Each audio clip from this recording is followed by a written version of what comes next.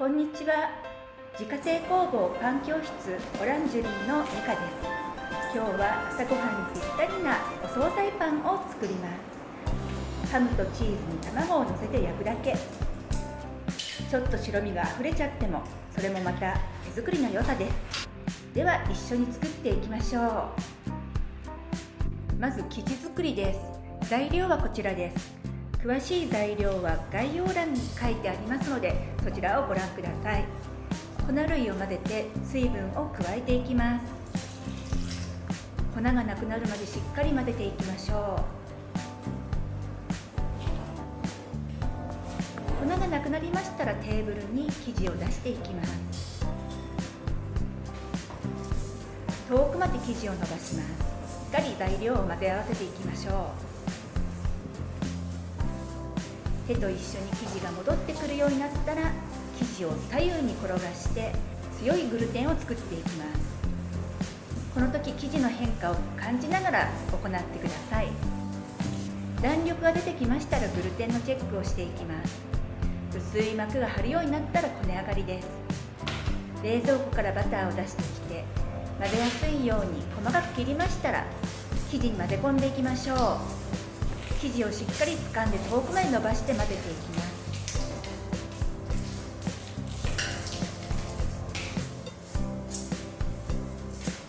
バターが混ざったら終了です。打ち粉をして生地を丸めます。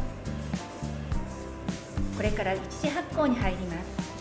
発酵機を使う場合は30度にセットして40分。室温で発酵させる人は 1.8 倍から2倍ぐらいになるまで温かいところに置きましょう。大きさの変化はこちらを参考にしてください。40分経ちました。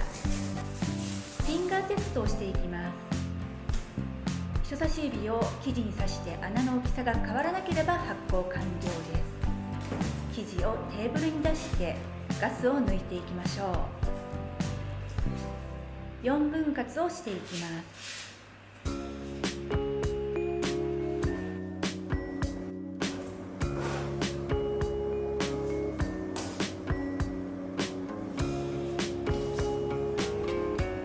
生地を丸めて少し休ませます。これがベンチタイムです。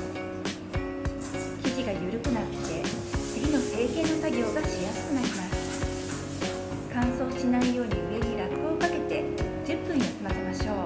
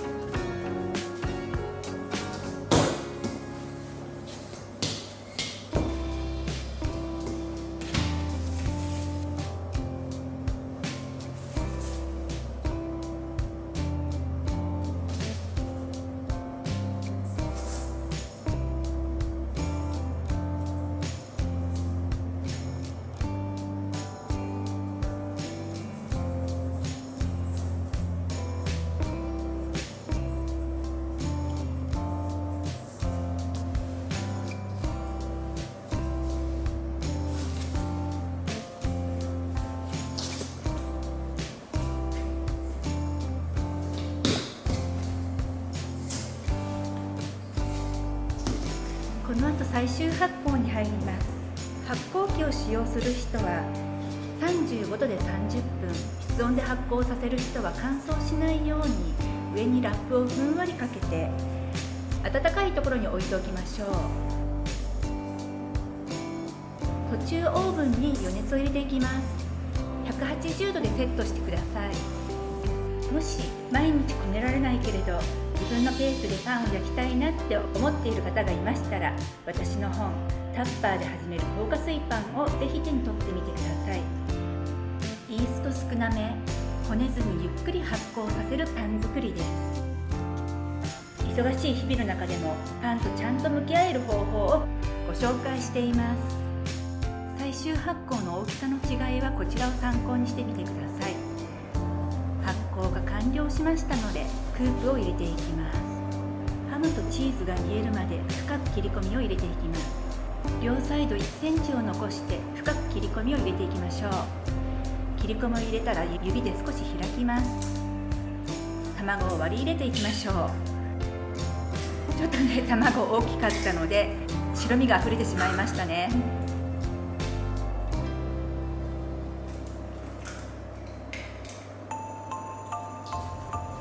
ちょっとね、白身取っていきましょうか。はい、気にせずね、このまま焼いていきます。180度で15分ぐらい、卵がしっかり焼けるまで焼いていきましょう。焼き上がりました。卵が焼いてる間に飛び出ちゃいましたね。美味しそうに焼けています。黄身をしっかり焼いちゃっていますが、半熟ぐらいでもいいかもしれませんね。はい、これ完全に黄身飛び出ちゃってますね。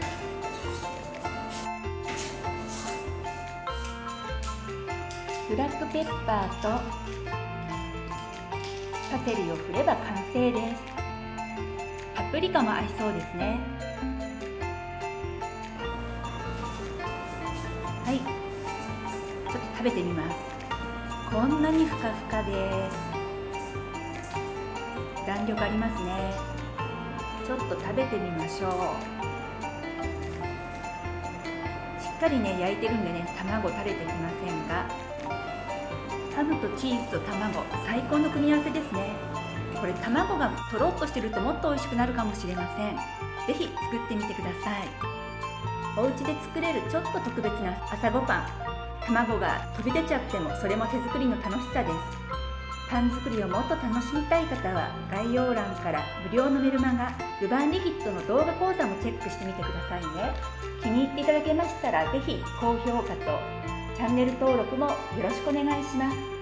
また次の動画でお会いしましょう。